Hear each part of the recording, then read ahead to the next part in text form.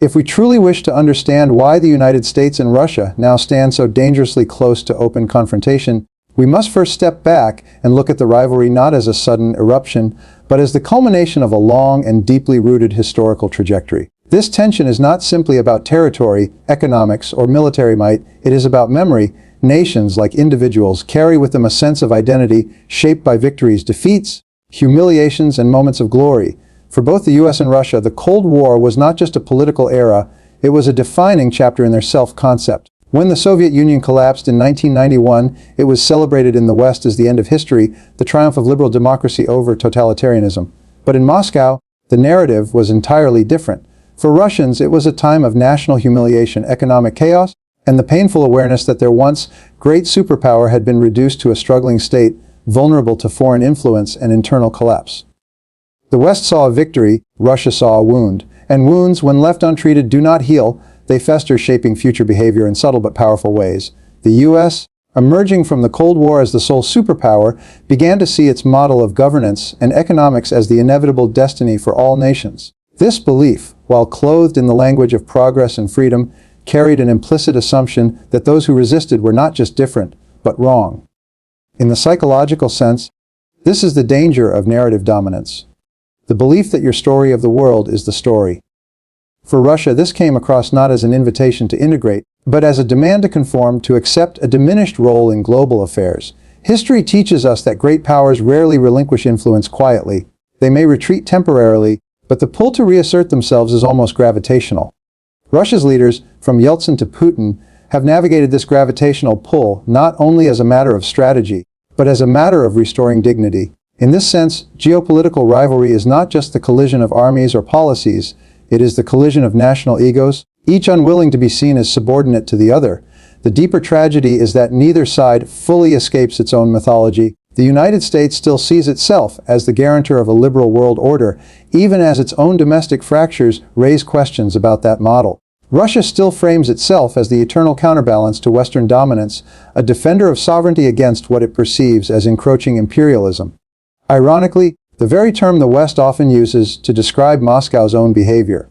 When we strip away the speeches, the treaties, the troop movements, we are left with a more primal truth. This is a rivalry born of history, pride, and the refusal to be written out of the story of the modern world. Until that truth is confronted, no amount of negotiation will fully dissolve the tension.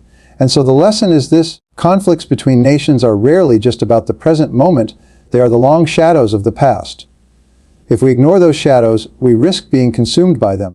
If we peel back the layers of policy documents, military strategies, and diplomatic exchanges, what we find at the core of the US-Russia confrontation is something far more human: ego. Not the petty ego of individual vanity, but the vast collective ego of nations, an identity built over centuries, reinforced by history, and fiercely protected by those in power. In many ways, states behave like people. They crave recognition, resist insult, and are capable of extraordinary risk when their pride is on the line. The psychology of geopolitical ego is deceptively simple. A superpower does not see itself as just another country. It sees itself as exceptional, as the custodian of a unique mission in the world. For the United States, this mission has been framed as the defense and spread of democracy, freedom, and market capitalism. For Russia, it has often been the defense of sovereignty, tradition, and a multipolar balance of power. The clash is not just about whose vision is correct. It is about whose vision will be acknowledged as legitimate by the rest of the world. When national pride becomes intertwined with foreign policy, compromise turns into a minefield. In such a psychological landscape, even a small concession can be perceived internally as a loss of dignity. Leaders, aware that their citizens watch not only what they achieve, but how they are perceived to achieve it, often feel trapped. A handshake can be interpreted as strength or surrender, depending on the framing, and in a rivalry where propaganda plays a constant role, that framing is never neutral. This is where the risk escalates. Once both sides view every move through the lens of prestige, rational calculation takes a back seat to symbolic victory. Decisions are no longer guided purely by cost-benefit analysis, but by the need to save face, or show resolve. The irony is that this fixation on image often pushes leaders toward actions that are strategically harmful in the long term, simply because backing down would appear intolerable in the short term. Philosophically, we can see this as the struggle between being and appearing. A truly secure nation can afford moments of humility, an insecure one must perform strength constantly, and here lies the paradox. The more energy a country spends proving it cannot be intimidated, the more it reveals how deeply it fears the perception of weakness. The US and Russia are not just locked in a geopolitical contest, they are locked in a psychological duel where victory is measured not solely by territory gained or influence expanded, but by the preservation of national self-image. It is a duel in which pride can become more dangerous than missiles because it clouds judgment and turns negotiation into a battlefield.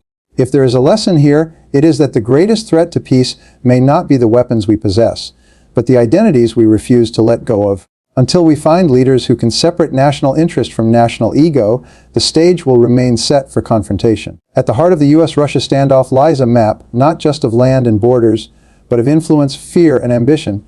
Geography, after all, is more than the arrangement of mountains and seas.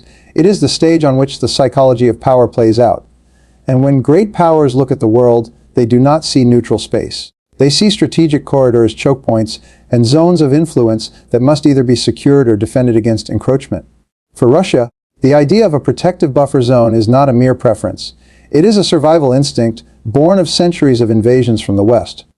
From Napoleon's march to Hitler's blitzkrieg, the Russian psyche has been imprinted with the belief that distance is defense. NATO's steady expansion eastward since the end of the Cold War is therefore not just a political development in Moscow's eyes, it is a dismantling of that protective cushion, a creeping encirclement that shrinks the breathing room Russia believes it needs to remain secure. For the United States and its allies, the picture looks entirely different. NATO expansion is framed not as aggression, but as the spread of stability and democratic governance, a shield against authoritarian resurgence. Washington views the open alignment of nations with the West as a natural progression of a post-Cold War order in which countries are free to choose their alliances. In this worldview, Russia's opposition is interpreted as a rejection of those freedoms and a desire to return to spheres of control reminiscent of the Soviet era. Herein lies the impasse. Each side's strategic logic feels defensive to itself and aggressive to the other. This is the zero-sum mentality that makes compromise so elusive. If a border state aligns with one side, the other interprets it as a direct loss. There is no neutral move. Every shift in allegiance is a gain for one and a wound for the other. The psychological trap is that both sides believe they are merely securing their own safety, when in fact they are steadily eroding the other's sense of security. This mutual suspicion breeds escalation. Military exercises near borders become necessary deterrents. Missile systems deployed for defense are perceived as offensive threats. Naval patrols, air interceptions, and cyber operations, all justified internally as precautionary, are seen externally as provocation. What begins as a series of strategic adjustments hardens into a pattern of permanent readiness for confrontation. The deeper danger is that in such a climate, the idea of coexistence fades from the strategic imagination. The map becomes a chessboard, the world a contest for position, and diplomacy is reduced to temporary pauses between moves. In this mindset, the horizon is never clear. It is always obscured by the next maneuver, the next encroachment, the next reaction. And so we must recognize the truth. When both sides believe they are defending themselves, the space for genuine trust collapses. If geography remains only a battleground for influence, then every line on the map becomes a potential fault line for war. If history teaches us anything about rivalries between great powers, it is that they rarely escalate all at once. They climb.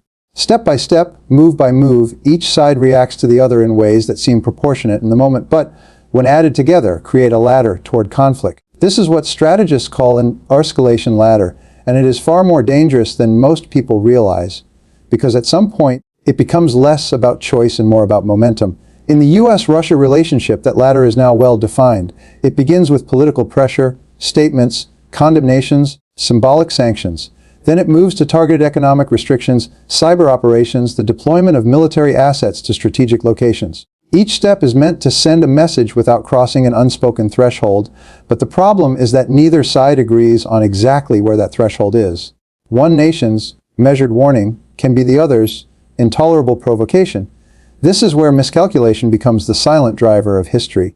A war is rarely started by a single decision to attack. More often, it is the result of a series of moves in which each side assumes it understands the other's limits and then discovers too late that it does not. The Cuban Missile Crisis was a stark example of how close the world can come to catastrophe through this chain reaction of assumption, reaction, and counter-reaction. The difference now is that the points of contact between the US and Russia are far more numerous: Eastern Europe, the Arctic, cyberspace, even outer space.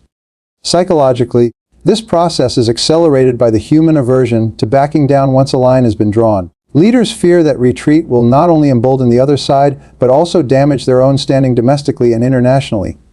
And so, each new move is justified as essential to maintaining credibility. Yet credibility in such a contest is a double-edged sword. The more you prove you will not yield, the more you lock yourself into positions from which it becomes politically impossible to retreat. There is also a dangerous shift that happens as escalation continues. The language of diplomacy gives way to the language of deterrence. The focus is no longer on finding solutions, but on demonstrating readiness for the worst-case scenario. When both sides are convinced that showing strength is the only way to avoid disaster, they begin to act in ways that make disaster more likely. This is why the greatest risk in the current rivalry is not necessarily a deliberate decision to go to war, but the accumulation of small steps, each taken with the belief that it will prevent war until the ladder has been climbed too high to climb down. The sobering truth is this: the world does not fall into great wars only because of hatred or greed. It falls because leaders, blinded by the logic of escalation, mistake the edge of the cliff for solid ground. In any great rivalry, the battlefield is not only physical, it is mental. Before missiles are launched or armies deployed, the first shots are often fired in the realm of perception. In the US-Russia struggle, this battlefield is perhaps the most active of all. The war of narratives, the shaping of what millions believe to be true. And in our hyper-connected age, this is not a side skirmish, it is central to the conflict itself. Both Washington and Moscow understand that public opinion is not just a reflection of events, it is a weapon that can be crafted, aimed, and fired. State media, carefully chosen words by leaders, selective leaks, and an endless stream of images and stories create parallel realities. Inside each reality, one side's actions appear righteous, necessary, and inevitable, while the others appear aggressive, deceptive, and dangerous. The genius and the danger of propaganda is that it doesn't need to convince everyone, it only needs to convince enough people to make resistance to its version of events feel socially or politically costly. This shaping of perception works at multiple levels. Domestically, it rallies the population behind the leadership, making dissent seem unpatriotic or even treacherous. Internationally, it seeks to sway neutral audiences, fracture alliances, and influence debates in other countries. And in the digital age, the tools for doing this are more powerful than ever. Algorithms, social media echo chambers, and targeted disinformation campaigns ensure that messages find exactly the audiences most likely to absorb them without question. Psychologically, propaganda exploits a fundamental human trait, our tendency to seek patterns that confirm what we already believe. Once a narrative takes hold, contradictory evidence is not examined. It is rejected as suspect, part of the other side's manipulation. This creates what might be called a closed cognitive loop, a mental fortress into which new ideas cannot easily enter. In this way, propaganda doesn't just distort reality, it hardens the emotional and intellectual walls between societies. The result is a dangerous feedback loop. Leaders, seeing the narratives they have nurtured reflected back to them in public opinion polls, feel reinforced in their positions. Opponents, perceiving only the other side's propaganda, assume there is no room for honest dialogue. Over time, reality itself becomes contested, and without a shared baseline of facts, negotiation becomes nearly impossible. In the US-Russia rivalry, this war of perception ensures that every move, no matter how small, is interpreted in the most hostile possible light. A military exercise is preparation for invasion. A trade deal is a covert geopolitical maneuver. A cyber incident is a deliberate attack. Once this lens is in place, it is almost impossible to remove. And so we must confront a sobering truth when propaganda shapes not just what people think, but what they are capable of thinking. The path to peace narrows to a razor's edge. Without breaking the spell of manufactured narratives, we risk living in a world where truth itself becomes a casualty long before the first shot is fired. If rivalry has a gravitational pull toward conflict, then the only real antidote is a conscious, deliberate effort to resist that pull. But here lies the paradox: the closer two powers come to open confrontation, the harder it becomes for either to step back without appearing weak. In the US-Russia dynamic, this is the razor's edge we now walk, where de-escalation is possible, but only if both sides can accept that retreat in the short term may be the only way to preserve strength in the long term. The pathway to reducing tension is not a mystery. Diplomats have known for centuries that trust is not built on shared values alone, but on shared interests. There is still a long list of issues: nuclear arms control, counterterrorism, climate change, where cooperation is not only possible, but mutually beneficial. The problem is not that the road is invisible. It is that the political will to travel it has been eroded by years of mistrust and the public posturing that mistrust demands. In psychological terms, this is the challenge of reframing. If the relationship remains defined by a zero-sum mindset, then every gesture toward conciliation will be interpreted as a loss. But if leaders can shift the framing from conceding to trading, from appeasing to balancing, the same actions can be perceived as pragmatic rather than submissive. This is not about erasing differences, it is about creating a context in which differences are managed rather than allowed to metastasize into open hostility. The difficulty, of course, is that such reframing requires leaders to manage not just the other side's perceptions, but their own population's expectations. In both the US and Russia, national pride is deeply entwined with foreign policy. Any softening of stance is vulnerable to being painted as betrayal. This is where statesmanship, as distinct from mere leadership, becomes essential. The ability to take calculated risks for peace, even in the face of domestic criticism, trusting that history will reward restraint more than it rewards brinkmanship. Philosophically, it is a test of whether we can choose the humility of coexistence over the vanity of domination. Great powers often imagine themselves as actors in a drama of destiny, but in truth, their survival depends not on how much of the stage they occupy, but on whether the stage itself remains standing. We are not condemned to repeat the tragedies of the past, but avoiding them will require something rare: the courage to de-escalate before we are forced to by disaster. The alternative is to keep walking toward the edge, hoping that the other side will blink first, all the while knowing that history has a cruel habit of rewarding such hope with catastrophe. The truth is stark. Peace will not come from waiting for the other to change. It will come from deciding that survival is worth more than victory.